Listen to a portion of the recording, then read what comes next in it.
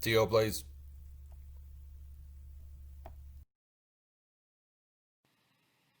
Hey there, this is Tio bringing you another Kerbal Space Program video. In this video I'm going to demonstrate how to rendezvous two vessels in space. This is perhaps one of the first challenges the player is going to face when they finally reach orbit.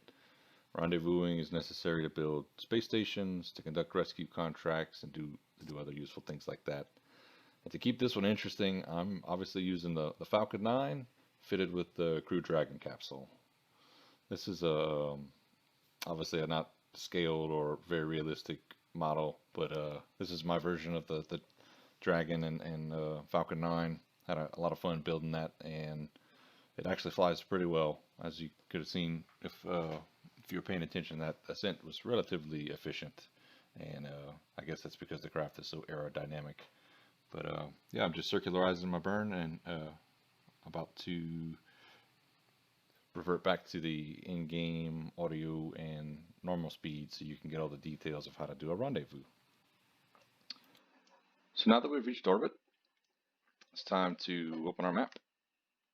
And I've already got my target selected on the other side of the planet. It's on the other side of Kerbin. I intentionally launched knowing I wouldn't have a really close rendezvous, because oftentimes when you're docking, unless you're launching, you're not necessarily able to control when you're going to approach a planet or the orbit of the vehicle you're trying to rendezvous with. So oftentimes you just randomly be positioned and you got to make it work. So step one, typically I like to align my my axes. So I'm gonna match inclination with the target. And when you've got all the map features available to you, I'm guessing which would be sandbox mode or when your career mode, whenever your buildings are upgraded enough, the ascending node and descending node of your orbits will appear. So that's what AN and DN is.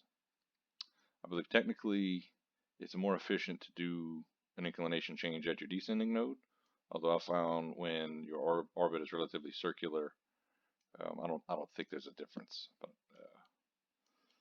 if you wanted to know for sure, you could do some science. You could try it at one, revert back and try it at the other, and see how different the maneuver would be.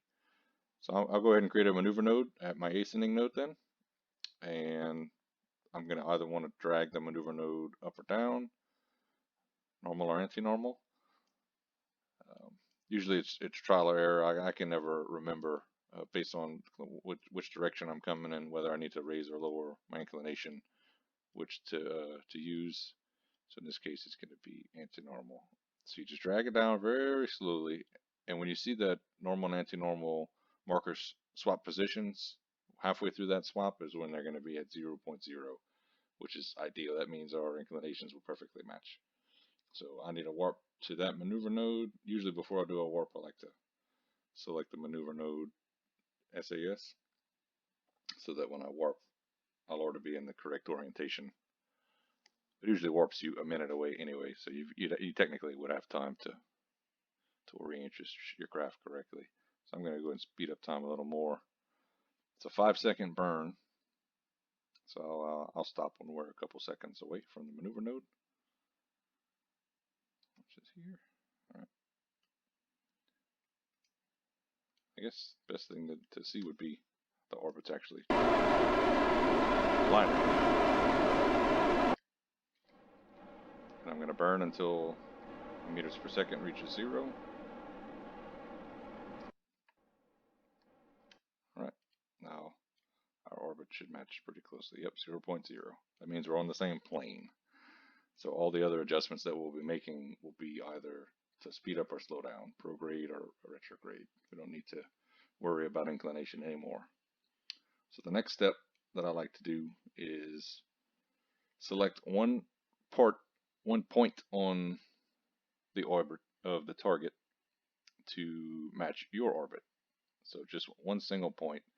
Again, sometimes it's good to do your maneuvers in the daylight, especially if you haven't adjusted your light settings. So you could select a point on the daylight side of the planet or the moon, whatever you're orbiting.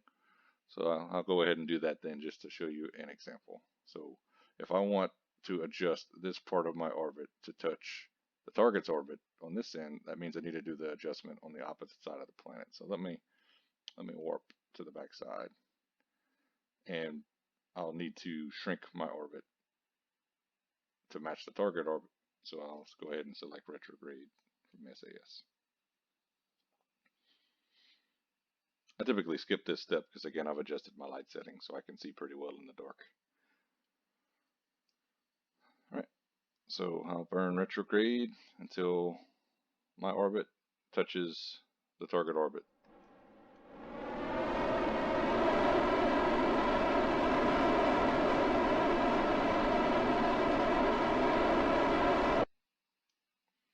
So technically touches in two places when those two markers converge. Okay, that's the one point then on this end of the orbit where they meet. So the next step then is to decide whether I'm in front of or behind the target. Just a matter of whichever way you think of it. Technically I'm both, but I'm closer in front of it than I am behind it. So if you need to close the distance between two crafts, the one in front needs to be traveling slower, obviously, and that would mean a larger orbit, which right now, because we touch here and I'm on the inside here, that means my orbit's smaller. I'm actually traveling faster than the target, and I would eventually catch up to it, which is not ideal because I've got a further distance to travel to do that, to accomplish that. So what I'll do then is I'll jump back to this new intersect marker that we just created, and from that point I'll burn prograde to increase my orbit greater than the target's orbit, and I will show you how I can tune that in to know about how much greater it needs to be to save myself the most time. So let's warp there and go ahead and select prograde so that when I get to that point, my ship will point in the prograde direction. You can see technically I'm kind of catching up to the craft right now, which I don't want. I want it to catch up to me. So let me go ahead and burn prograde. So now our target, our orbits match. So now our distance would never close. We would just stay this far apart from each other. So let me keep going.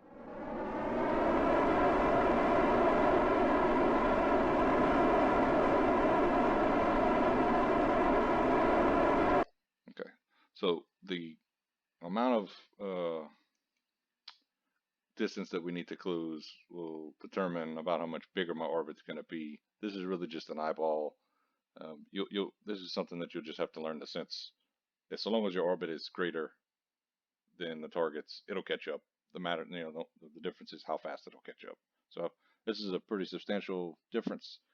That means the target's going to be traveling much faster than me. So I'd imagine it's only going to take a few rotations around the planet for us to catch up to each other. So let me go ahead and warp to this point and see. Right now the separation is going to be 1,197 kilometers. Let's see what it'll be once I've made a pass.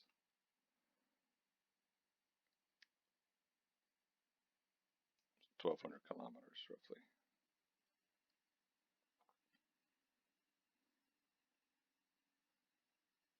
So this is where the target's going to be by the time I get here. But once I pass that marker, this is going to update. And it did. Okay. So now instead of 1,200, it's 891. So 3 or 4 passes and we'll be really close to each other. So let me warp again. Another trick you can do is just select a faster warp. The problem with selecting a faster warp than this is you could miss your rendezvous when you're having to do more adjustments. So 891 kilometers becomes 487. So we're getting much closer. So when I reach this point in the orbit next time, the target's going to be here. Let's do another rotation. Every time it gets closer and closer.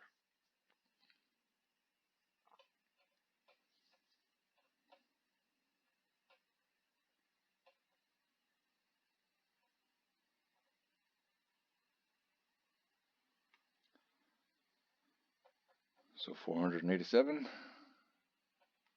It's going to become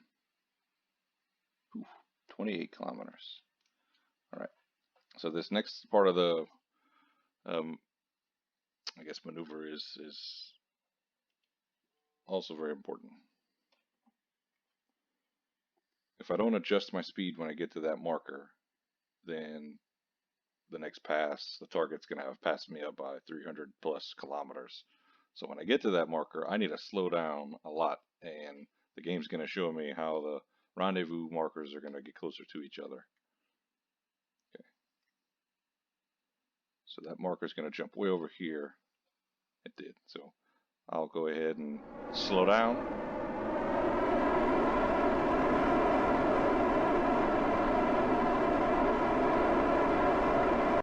Okay. So if I don't do any more slowing down, we're going to be 6 kilometers apart, moving about 30 meters per second different. So I can close that gap here. For this, sometimes to dial it in, I like to use my RCS thrusters because they're easy to tap. Okay, so 0.6 kilometers, 600 meters is about as close as I'll get. So obviously, if you played with it, you could get dang near touching each other on a pass, but 600 meters is really, really close. So I'm going to go ahead and warp to that spot.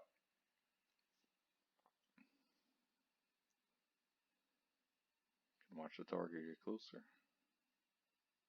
When I get to that spot, I don't want to be in orbital mode anymore. Now I want to be navigating in relation to the target. So I also want to be burning retrograde to the target, so I'll reduce the difference in our velocities. So we're 600 meters from each other. Should be able to see the target. The great reveal, for those of you that didn't notice the name of it passing across the screen.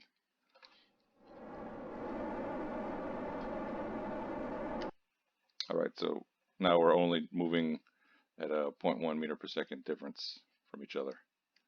So now I'll select target so that my pilot, Dudman, will point towards the target and just give myself a little boost in that direction. A few meters per second is plenty at this distance.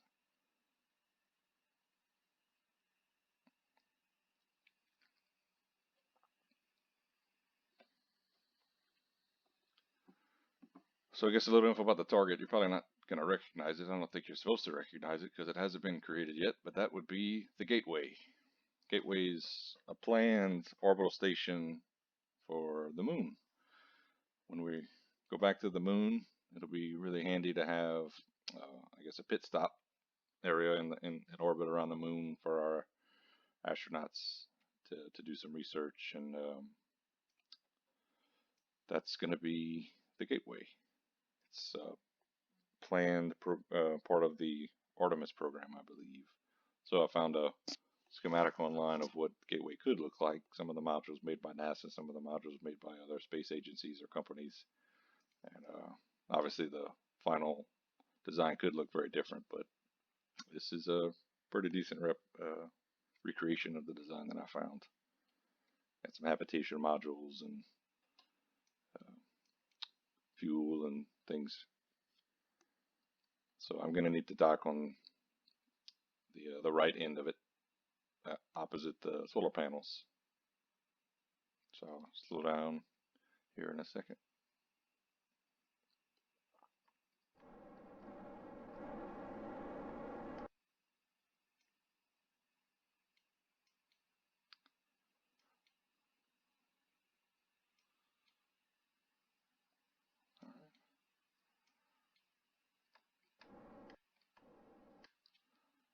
So now that I'm still traveling towards it, but not very fast, I'll go ahead and point myself in the direction of the coupler, and I'll use RCS to head that way. I'll also go ahead and open my docking port, and I'll control the vessel from here from now on, so that it'll be even more precise to dock with. So yep, that's the Gateway. That's supposed to be a science return module. I guess that can be sent up from the surface of the moon to the gateway station. That's a articulating arm. I think those are habitat modules. Obviously, in KSP, some of these are just fuel tanks that we will pretend are have modules. Alright, let's slow down. Set that as my target. Go ahead and set more orientation towards the target. And now it's just a matter of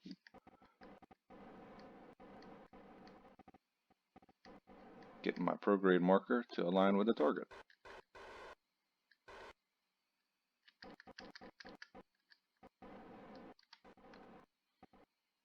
Those are pretty well aligned. Closing the gap at 0.2 meters per second, which is pretty slow, so we should touch and jiggle a little bit, and then they'll lock together.